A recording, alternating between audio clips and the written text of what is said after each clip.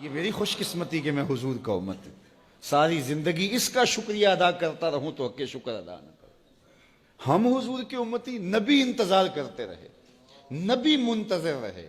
حضرت خلیل اللہ کی بارگاہ میں پکار رہے ہیں، ربنا وابعث فیہم رسولا، مالک رسول بھیج دے.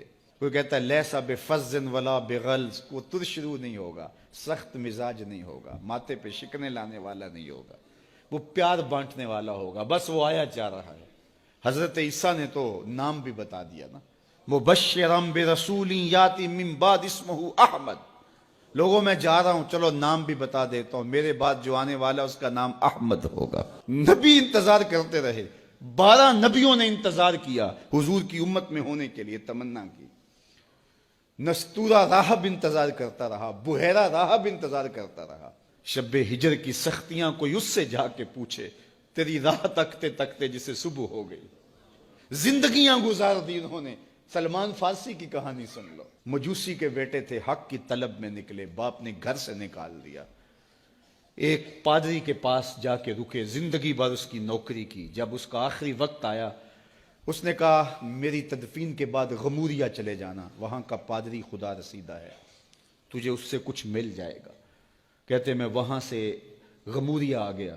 پھر اس پادری کی ساری زندگی خدمت کی.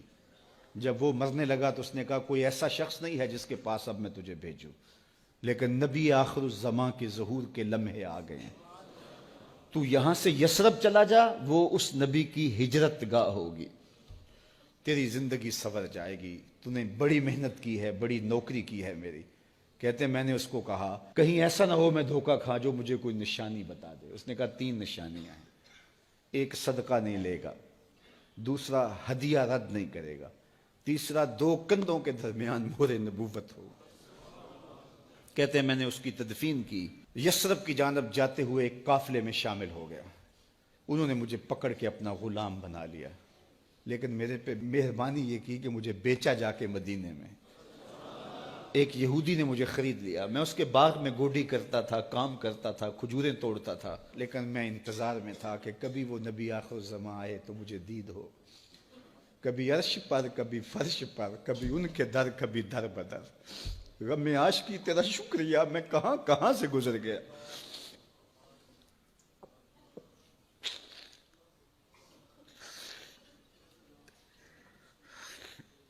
کہتے ہیں ایک دن میں اپنے باغ میں کھجوریں توڑ رہا تھا کہ ہواؤں میں مستی پیدا ہو گئی اور ہر سمت سے طلع البدر علینا کی صدائیں گونجنے لگیں.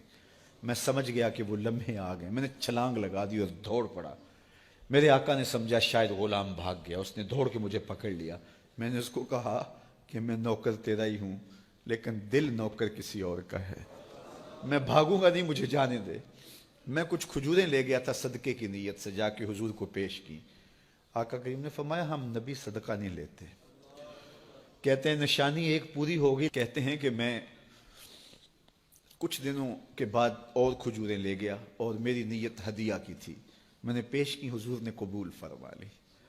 لیکن میں بھی کہتا تھا تیسری نشانی بھی پوری ہو لے تو پھر مانوں گا.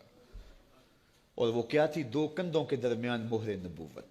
کہتے ہیں ایک دن حضور میرے باغ میں آئے اور آقا کریم نے اپنے مبارک کندھے پہ چادر رکھی ہوئی تھی اور چادر کی اوٹ میں مہر نبوت چھپی ہوئی تھی. اور میں پیچھے ہو کے دیکھتا تھا اور میری آرزو یہ تھی کہ کوئی تیز جھونکا ہوا کا آئے اور چادر ہٹ جائے اور میں مہر نبوت کی زیارت کر لوں. حضور میرے ارادہ قلب سے آگاہ ہوئے. فَأَلْقَى إِلَيَّ رِدَاءَهُ. حضور نے چادر اتار کے میری جانب پھینکی اور پھر ایسے رخ کر کے فرمایا انظر الی ما امرت بہ. اس پادری نے جو بتایا تھا دیکھ لے آ کے. تو کہا میں نے دیکھا کہ حضور کے کندھوں کے درمیان.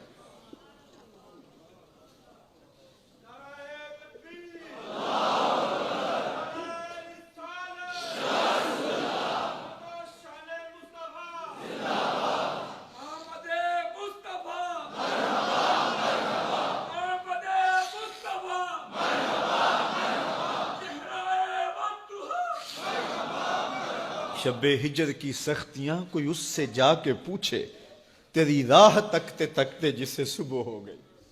ہم نے تو کوئی انتظار نہیں کیا نا، ہم نے تو کوئی دکھ نہیں سہا، ہم سوئے تھے مقدر جاگ اٹھے. ہمارے والد مسجد سے مولوی صاحب کو بلا لائے. انہوں نے کان میں آ کے کہا مبارک ہو تو حضور کا نوکر بن کے آ رہا. میرے والد گرامی ایک شعر جھوم کے پڑھا کرتے تھے, محمد جانے جانا ہے پیغمبر ہو تو ایسا ہو, رسولوں کی بشارت سے مبشر ہو تو ایسا ہو, امر توقیر کا سب کو موکر ہو تو ایسا ہو, کیا ہم کو غلام ان کا مقدر ہو تو ایسا ہو. میں اپنے مقدر پہ قربان نہ جاؤں, آپ اپنے مقدر پہ نثار نہ جائیں. ہمیں وہ نبی ملا جو نبیوں کا نبی. بنو سعد کے مقدر بھی جاگ اٹھے. اللہ اکبر, کیا وہ خوش نصیب وادیاں تھیں, کیا وہ خوش بخت پہاڑ تھے بنو سعد کے, جہاں حضور نے زندگی کے ابتدائی سال گزارے. اللہ اکبر. حضرت حلیمہ سعدیہ کہتی ہیں جب میں حضور کو گھر لے گئی تو میرے گھر میں روشنیاں آ گئیں. باقاعدہ عورتوں نے کہا حلیمہ تو اتنی امیر ہو گئی ہے رات کو بھی دیا نہیں بجھاتی. بڑے امیر کبیر گھرانوں میں بھی رات کو لوگ دیا بجھا دیا کرتے ہیں, لیکن تو اتنی ہی امیر ہو گئی ہے کہ رات کو بھی تیرے گھر کا دیا نہیں بجھتا. تو حلیمہ سعدیہ نے کہا آؤ میں تمہیں بتاؤں میرے گھر میں دیا کون سا روشن. باقاعدہ ہم جولیوں کو بلایا, پالنے میں حضور تھے, اشارہ کر کے کہا ما کننا نحتاج الی السراج من یوم اخذناہ, جب سے یہ پیارا گھر آیا ہے میں نے سارے دیے توڑ دیے. دیے کی ضرورت نہ مشعل کی حاجت, عجب روشنی تو نے پائی حلیمہ, بڑی تو نے توقیر پائی حلیمہ, بنی تو محمد کی دائی حلیمہ. کہا ما کننا نحتاج الی السراج من یوم اخذناہ, جب سے یہ پیارا گھر میں آیا ہے میں نے سارے دیے توڑ دیے. جہاں روشنی چاہیے ہوتی ہے حضور کو اٹھا کے اس کمرے میں لے جاتے ہیں, وہاں انوار پھیل جاتے ہیں, روشنیاں پھیل جاتی ہیں. کیسے اجالے پھیلے, کیسی روشنیاں پھیلیں. حلیمہ دا چھپر کھجوری دے تھلے, ہوراں وچھالے نوری مسلے, فرش تو عرش تک پہ گئی دہائی, حلیمہ نے لٹ لئی خدا دی خدائی. اللہ اکبر. وہ سارا دن تو صحراؤں میں گھوم لیتی تھی, اسے جب بھوک لگتی تھی لبوں کو چوم لیتی تھی. بخت جاگے حلیمہ سعدیہ کے حضور ان کے گھر آئے. اللہ اکبر. جدھر سے گزرتے گئے نور پھیلتا گیا, انوار پھیلتے گئے.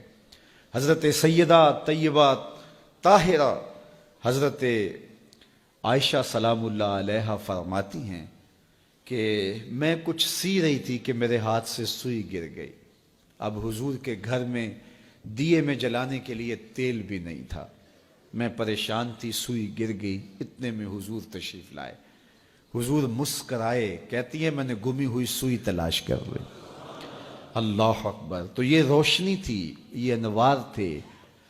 اللہ اکبر. اذا ضحک یتلالأ فی الجدر, جب حضور مسکراتے تھے سامنے والی دیواروں پہ عکس پڑتا تھا. اللہ اکبر. جب مسکراتے تھے نور پھیل جاتا تھا. اذا تکلم رؤیا کالنور یخرج من بین ثنایاہ, حضور کے سامنے والے دانتوں میں ہلکا سا فاصلہ تھا, اور جب آقا کریم گفتگو کرتے تھے وہاں سے نور کی کرنیں چھن چھن کے نکلتی تھیں, انوار پھیل جاتے تھے. ایسا نوری ماحول, ایسا نورانی چہرہ. حضرت ابو ہریرہ بولے کل قمر لیلۃ البدر لم ارى قبلہ ولا بعدہ مثلہ. کیا پوچھتے ہو, 14ویں رات کا چمکتا ہوا چاند تھے میرے حضور. پھر کہا نہیں نہیں نہیں, حضور جیسا نہ پہلے دیکھا نہ بعد میں دیکھا. حضرت حسان بن ثابت پاس کھڑے تھے. کہا دیکھتے کیسے, کسی ماں نے جنم دیا ہوتا تو دیکھتے. خدا نے وہ سچائی پن چھڑیا جدے وچ محمد نو ٹالیا سی. حسینہ جمیلہ دا منہ موڑ دیتا, محمد بنا کے قلم توڑ دیتا. مثل او در عالم امکان متصور نیست. حضرت شیخ مجدد کہتے ہیں حضور کی مثل بزم عالم میں ممکن ہی نہیں ہے, ہو ہی نہیں سکتا. اور اقبال کا لہجہ بھی دیکھیے, رخ مصطفیٰ ہے وہ آئینہ کہ اب اس سا دوسرا آئینہ, نہ کسی کی بزم خیال میں نہ دکان آئینہ ساز میں. تو وہ پیکر تراشا, وہ پیکر تراشا, مکھ چند بدرشا شانی ہے, متھے چمک دی لاٹ نورانی ہے, کالی زلف تیک مستانی, مخمور رکھی ہن مد بھریاں. کیسا جمال دیا, کیسا حسن دیا. اچھا بریلی کے امام سے بھی پوچھ لیجئے. اللہ اکبر. بل بل نے گل ان کو کہا, کمری نے سروے جاں فضا، بلبل کی منتہائے پرواز تو یہی ہے نا، کسی کو پھول کہہ دے، بلبل نے گل ان کو کہا، کمری نے سروے جاں فضا، حیرت نے جھنجھلا کر کہا یہ بھی نہیں وہ بھی نہیں، خورشید تھا کس زور پر کیا بھڑ کے چمکا تھا قمر، بے پردہ جب وہ رخ ہوا یہ بھی نہیں وہ بھی نہیں، وہ حسن دیا وہ جمال دیا اللہ نے اپنا محبوب۔ دم لینا